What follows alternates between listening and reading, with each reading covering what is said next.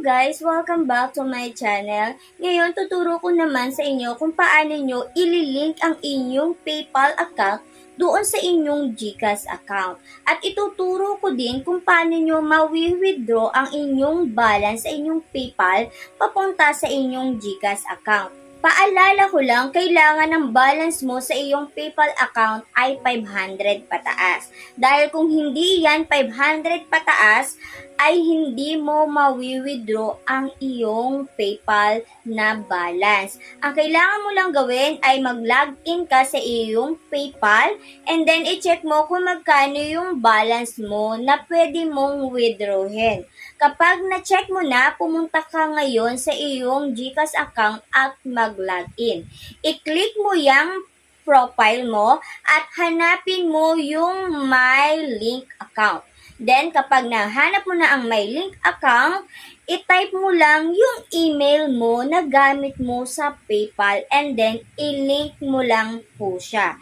Kapag na-link mo na, ay bumalik ka dun sa iyong home. And then, hanapin mo yung cash in. Ayan sa taas, cash in. I-click mo lang yung cash in, ganyan ang lalabas. Hanapin mo yung Global Partners and Remittance. Yan ang i-click mo. And then, hanapin mo ngayon yung PayPal. I-click mo lang yung PayPal, makikita mong lumabas na yung PayPal mo at kung magkano yung pwede mong withdrawin. Lahat ng nakalagay dyan ay pwede mong withdrawin. Ita-type mo lang yan dyan sa taas and then ini-next mo siya. Pagka-next mo, i-confirm mo and then done.